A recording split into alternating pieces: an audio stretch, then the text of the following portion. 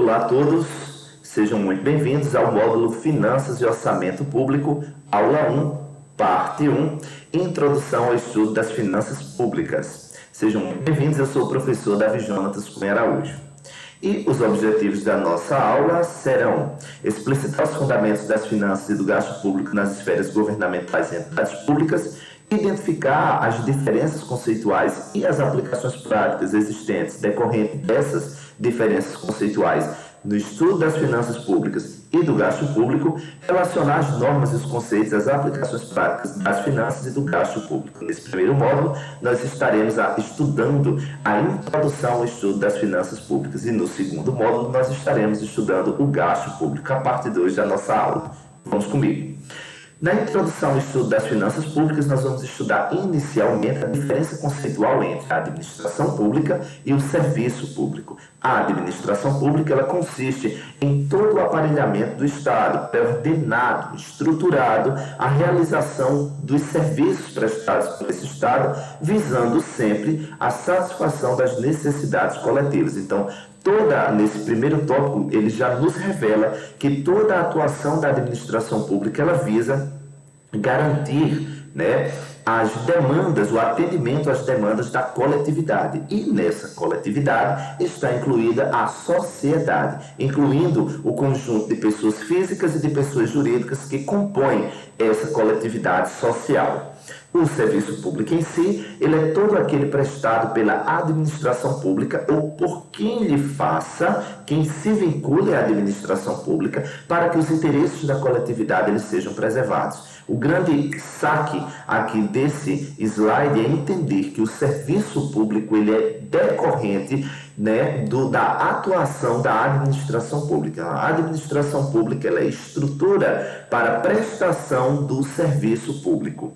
No segundo slide, nós vamos entender que esse serviço público ele possui formas diferentes de serem prestados. A primeira delas é a maneira direta ou centralizada. Então, quando o serviço público ele é prestado por órgãos diretamente vinculados à administração direta, esse tipo de serviço prestado ele consiste em um serviço público direto ou centralizado, porque ele parte da estrutura da administração pública em si, das unidades da administração pública em si.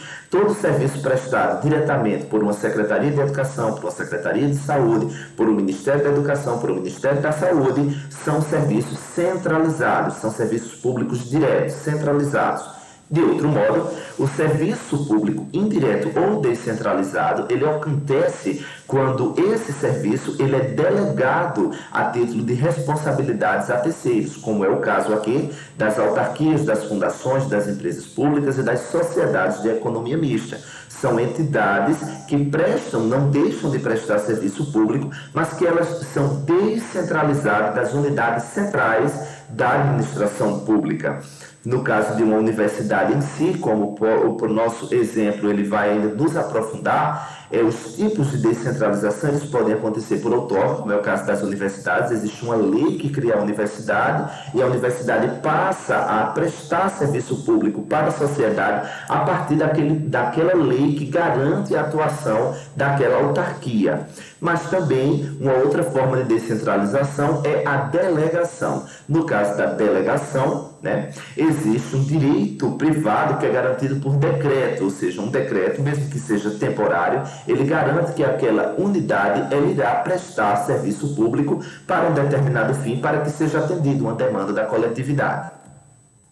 Aprofundando ainda mais o nosso tema de agora, vamos estudar a participação desse governo na economia. E para estudar a participação do governo na economia, antes das explicações técnicas, vamos conhecer algumas abordagens teóricas que explicam o porquê do governo necessitar intervir na economia. Então, a teoria das finanças públicas, ele parte do pressuposto, nós vamos uma das teorias que explicam o porquê do Estado, do governo, ele participar ativamente da movimentação econômica de uma nação, de um município, de um Estado, né? Então vamos entender o seguinte, que a teoria das finanças públicas, ela parte do pressuposto de que existem falhas no mercado, e por isso entenda o mercado como a movimentação de bens, a produção de bens, a venda desses bens, a exportação desses bens ou a importação desses bens, tá? Então vamos entender que existem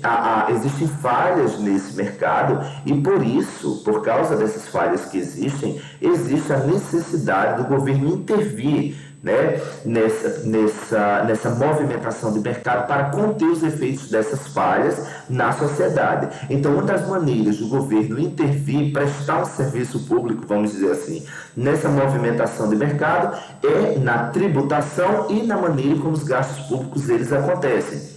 Nesse caso, entra uma outra teoria em ação, que é a teoria do bem-estar social, porque mesmo que o governo entre para intervir na economia, o bem-estar da coletividade, o bem-estar social da coletividade, ele deve ainda ser assegurado, ele deve ser preservado. Então, o governo ele entra para corrigir as falhas do mercado e nessa entrada para corrigir as falhas do mercado, o bem-estar social da coletividade deve permanecer sendo assegurado. E é isso que essa segunda teoria, ela explica, tá? Então, para que esse bem-estar ele possa continuar sendo assegurado, no eventual momento em que se não consegue mais alocar recursos para se gerar um certo grau de satisfação em uma pessoa, em um indivíduo dessa coletividade, né? Então o governo ele intervém nessa situação para que equiparadamente sejam distribuídos, né, os recursos de maneira que haja a possibilidade desses indivíduos usufruírem desses recursos. Então o governo ele entra como um agente estabilizador, né, é o que essa teoria diz, entra como um agente estabilizador para que todos os indivíduos na coletividade eles possam usufruir dos recursos que lhes sejam proporcionados. E aí, né, para não ficar só em minhas palavras, entra a Constituição Federal, né, no inciso 1º, artigo 24, que ele assegura a autonomia do governo para intervir nessa economia. E aí, no artigo 24, ele diz o seguinte, né, o artigo 24 diz o seguinte: compete à União, aos Estados e ao Distrito Federal legislar concorrentemente sobre matérias de direito tributário, financeiro, penitenciário, econômico, urbanístico e orçamento. O orçamento, veja que ele vem separadinho aí, que é o que nós vamos falar mais à frente, né?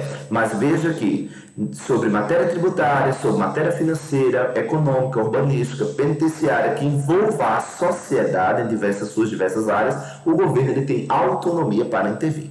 Está garantido constitucionalmente. E aí uma das explicações técnicas para essa intervenção é a questão do desemprego e da inflação. O desemprego e a inflação, eles incorporam essas falhas de mercado, eles são reflexos decorrentes dessas falhas de mercado. E aí o governo, ele entra dentro dessa movimentação de mercado para auxiliar na correção desse desemprego e dessa inflação. Deu para entender agora? Então, sem intervenção do governo, o mercado pode apresentar grandes níveis de desemprego e inflação, porque com a movimentação de bens, recursos, insumos, o aumento da oferta, o aumento da demanda em determinado momento, a redução da oferta, isso pode gerar inflação. E no caso do desemprego, os recursos, as organizações, elas podem não ter recurso suficiente para distribuir a todos os indivíduos proporcionar o uso desses recursos por esses indivíduos. Então o governo entra para estabilizar essa distribuição, né, desses recursos. Não entenda agora esse momento de distribuição de recursos como uma questão de transferência de renda, mas como proporcionar condições de que todos os entes na coletividade possam usufruir daquilo. Então, quando não se há essa condição de que todos os entes possam usufruir das mesmas oportunidades, é o que se gera o desemprego. Então o governo entra com ações para reduzir o desemprego. Está dando para entender, gente? Então essas ações do governo em matéria tributária, em matéria financeira, em matéria orçamentária, para que se garanta essa distribuição desses recursos. Entendeu? Então, reduzindo o desemprego, aí automaticamente se aumenta o consumo, estabiliza-se o preço, porque se o consumo ele se torna mais igualitário, os preços eles tendem a ser estáveis, o que gera produção e desenvolvimento do sistema econômico. Então, por aqui encerramos. Daqui a pouco iniciamos a parte 2. Obrigado.